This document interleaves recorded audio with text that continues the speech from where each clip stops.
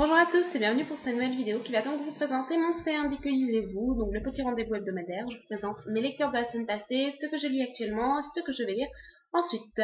Alors juste avant, je tiens à faire remarquer qu'il me manque toujours l'adresse de deux gagnantes, dont les noms ont été tirés au sort il y a déjà une semaine. Donc elles ont jusqu'à aujourd'hui pour m'envoyer un mail, une adresse, quelque chose pour me signaler qu'elles ont bien vu et qu'elles sont contentes de recevoir le livre et qu'elles sont toujours intéressées. Passé ce délai, demain en fait je retire les noms de deux autres gagnants. Donc il s'agit de Ri2Z et de Julie Morin quelque chose. Enfin, je vous mettrai un lien pour que vérifier si ce n'est pas vous. Mais voilà, donc j'attends les adresses au plus vite, dernier délai ce soir, parce que ça fait une semaine que les résultats ont été donnés. Alors on va tout de suite commencer avec les livres que j'ai terminé de lire cette semaine. Donc cette semaine, je n'ai terminé qu'un livre. Il s'agit de Pardonne-lui de Jodi Picoult, publié aux éditions Michel Lafon, que j'ai reçu via Masse Critique de Babelio, donc la dernière à laquelle j'ai participé. Et donc, je remercie beaucoup le serveur, le site Babelio, pour tout le travail qu'il fait et pour m'avoir envoyé ce livre. Alors, Jodi Picoult n'en est pas du tout à son premier roman. Apparemment, elle a écrit je ne sais pas combien de romans, mais ce sont tous des best-sellers. Elle s'attaque oui, quand même, elle s'attaque à des problèmes d'éthique, en fait. Donc, le livre que j'avais emprunté à la médiathèque, mais que j'ai dû rendre parce que je n'ai pas eu le temps de lire, elle s'attaquait au bébé médicament. Il s'agit de Ma vie pour la tienne, qui a d'ailleurs été adapté en film. Et donc elle s'attaquait aux bébés médicaments, donc en fait ces enfants qui ont été créés pour sauver un frère ou une sœur. Donc forcément ça pose quelques problèmes d'éthique. Et dans ce livre, en fait, on suit Sage Singer, une boulangère qui vit renfermée sur elle-même car elle a eu en fait elle a une immense cicatrice qui lui barre le visage suite à un accident dont on découvrira les faits durant le livre.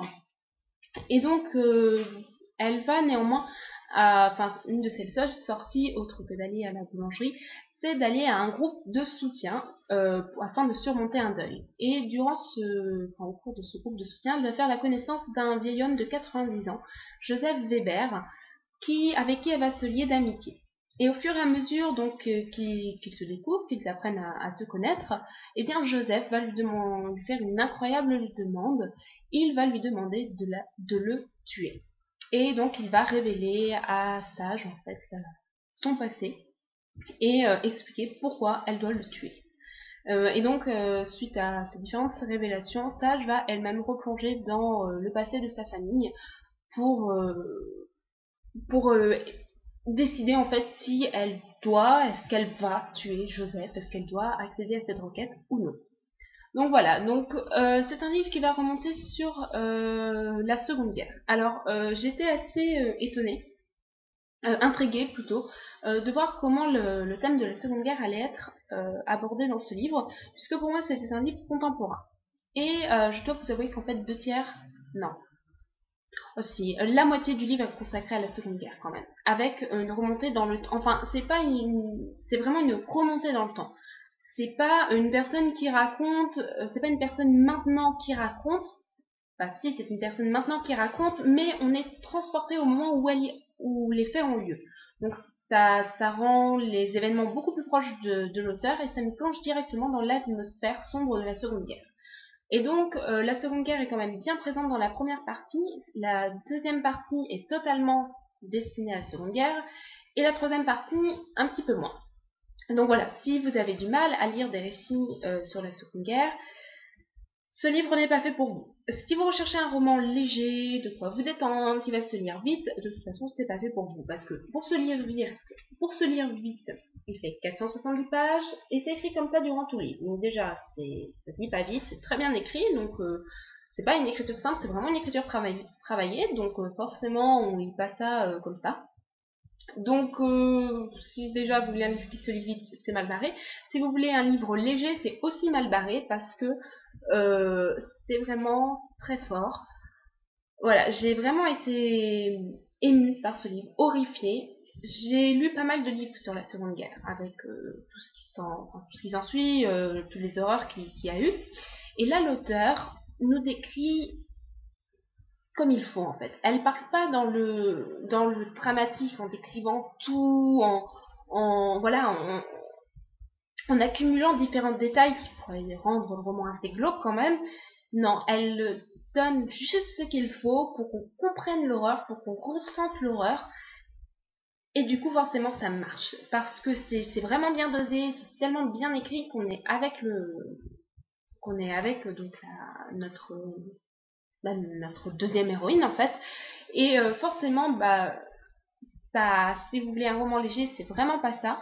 Si vous avez du mal à lire des livres de la Seconde Guerre, là non plus, je ne vais pas vous le recommander. Mais c'est quand même un très beau livre, très fort en sentiments, en émotions, et qui m'a beaucoup plu. J'ai pas pleuré pendant ce livre, pas du tout. C'est émouvant, c'est fort en sentiments, mais ce n'est pas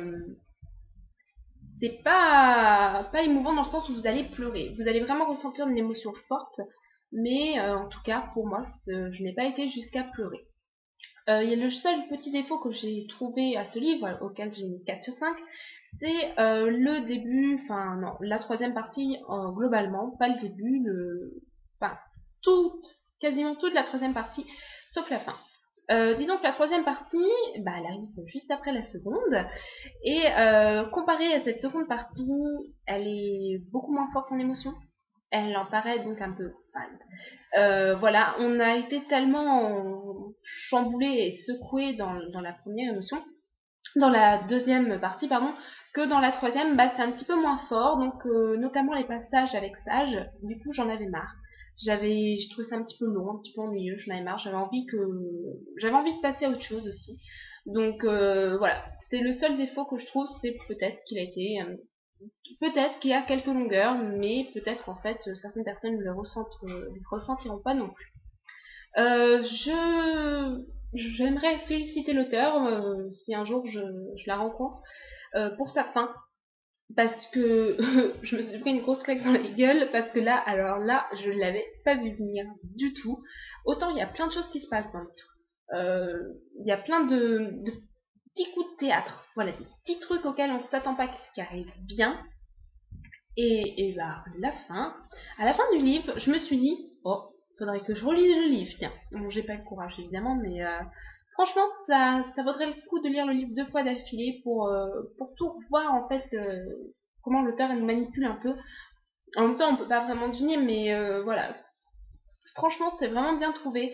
Et ouais, j'ai beaucoup aimé ce livre, j'en garde un très bon souvenir. Enfin, souvenir, je l'ai terminé dimanche, mais voilà, franchement, même après avoir laissé reposer un petit peu, ouais, je suis vraiment satisfaite de ce livre, très contente de l'avoir découvert. J'aurais bien voulu avoir un coup de cœur, ça n'a pas été le cas, mais voilà, une prochaine fois. Mais en tout cas, si vous avez l'occasion de le découvrir, si vous avez le courage de le lire, je vous le recommande, c'est vraiment très bien écrit, beaucoup de recherches. Et un sujet d'éthique, enfin je veux dire, l'auteur elle n'a pas choisi ce thème par hasard, en fait elle s'est positionnée par rapport à un sujet d'éthique dont je peux rien vous dire, mais voilà, c'est marqué à la fin d'où lui est venue l'idée du livre. Et globalement, c'est pas exactement comme l'histoire de Sage et Joseph, mais c'est un peu pareil. Et voilà, c'est se dire dans un roman, d'accord, dans la vraie vie, c'est un petit peu autre chose quand même. Et c'est pour ça que ça rend le livre d'autant plus fort. Voilà, donc si vous avez l'occasion de le découvrir, si vous avez envie de le découvrir, franchement, je vous le recommande vraiment beaucoup.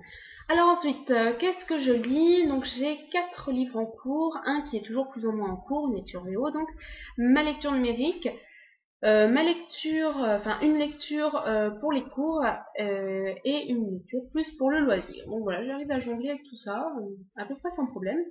Ma lecture pour les cours. Il s'agit de Watana, un orang-outan à Paris de Chris Herzfeld, publié aux éditions Manuel Payot. Voilà, bon, j'ai fait que l'introduction, donc je peux pas trop vous expliquer de quoi ça parle, mais en gros, on va donc suivre l'histoire d'un orang-outan du monde de Watana, qui, comment vous expliquer ça en fait? En gros, c'est pour prouver que les orang-outans sont aussi ou presque aussi intelligent que l'humain et que l'humain n'est pas l'être le plus intelligent et n'est pas le plus supérieur de tous et que ces singes en fait qui nous font souvent bien rire, ils sont pas si cons que ça. Globalement, très simplement, c'est un peu ça le but. Enfin, je pourrais vous expliquer ça un peu mieux quand j'aurai terminé. Ma lecture loisir, il s'agit de 40 jours de nuit de Michel Pavé, publié aux éditions Hachette dans leur collection Black Moon. Donc, Michel Pavé, j'ai lu sa saga Chronique des temps obscurs. C'était une saga très en dents de scie, puisque c'était à peu près un tome sur deux qui me décevait, globalement. Mais bon, là, j'avais envie, ma mère l'a lu, me l'a beaucoup recommandé. Arcaléa l'a lu, on a fait un coup de cœur, donc voilà, j'ai bon espoir de lire. Donc pour le moment, j'ai lu 55 pages. Et franchement, ça se lit très bien. Mais j'en pense rien. Ma lecture VO que j'ai reprise, bah, étant donné que je suis dans une période Harry Potter, je me suis dit que j'avais terminé le tome 2 d'Harry Potter en anglais. Donc Harry Potter et la Chambre des Secrets, hein, je ne le fais pas en anglais. Voilà, je trouve la couverture très belle. Bon, je n'ai toujours pas dépassé les 50%, hein, mais voilà, j'avance tranquillement. Je me presse pas trop non plus. En même temps, je connais l'histoire par cœur. Donc bon. Et ma lecture numérique, il s'agit du tome 3 de Irrésistible Alchimie, donc Irrésistible Fusion de Simone Alcalès, publié aux éditions La Martinière Jeunesse. Tome 3, j'ai du mal. Franchement, je suis déçue. Par ce tome 3, j'accroche pas du tout au personnage de Louis. Et donc, ce qui fait que j'ai vraiment pas envie de sortir ma Kobo quand je suis dans les transports en commun, donc je n'avance pas très vite. J'en suis à 60%. Et pour le moment, je suis vraiment déçue par ce tome 3. Donc voilà, à voir comment ça se termine, si ça finit par me captiver ou non. À voir. Bon, voici un aperçu de la couverture maintenant. Alors, qu'est-ce que je me prévois ensuite? Alors franchement, j'en sais absolument rien, parce que j'ai prévu d'essayer de lire certains livres avant d'aller au salon du livre de Montreuil pour pouvoir rencontrer les auteurs et avoir quelque chose à leur dire. Plutôt d'ailleurs dire, je sais pas, bonjour ou quelque chose comme ça. Donc on verra. Pour le moment, je me suis prévu de lire le tome 1 de La Fille au Dragon, de Licia Troisi, donc l'héritage de Tuban, donc publié aux éditions Pocket Jeunette. Licia Troisi qui sera présente au salon du livre de Paris, donc de Montreuil, pardon. Malheureusement, j'ai aucun livre à me faire dédicacer. J'adore cet auteur, mais j'ai lu tous les livres à la bibliothèque, donc je me demande si je vais pas acheter un livre, voilà, trouver vraiment une petite occasion en poche, juste pour avoir une dédicace de cette fabuleuse auteure, parce que je l'adore. Voilà, et comme ça, j'aurai une raison d'aller la voir plutôt que pour lui faire coucou, je suis juste une de vos grandes fans, mais j'ai rien à vous faire signer. Voilà, je trouve ça un peu moyen. Mais bon, donc voilà globalement ce que j'ai prévu de lire, ce que je vais lire ensuite, je ne sais pas. En tout cas, je vous fais à tous de gros bisous et je vous dis à la semaine prochaine pour une future vidéo. Bisous bisous.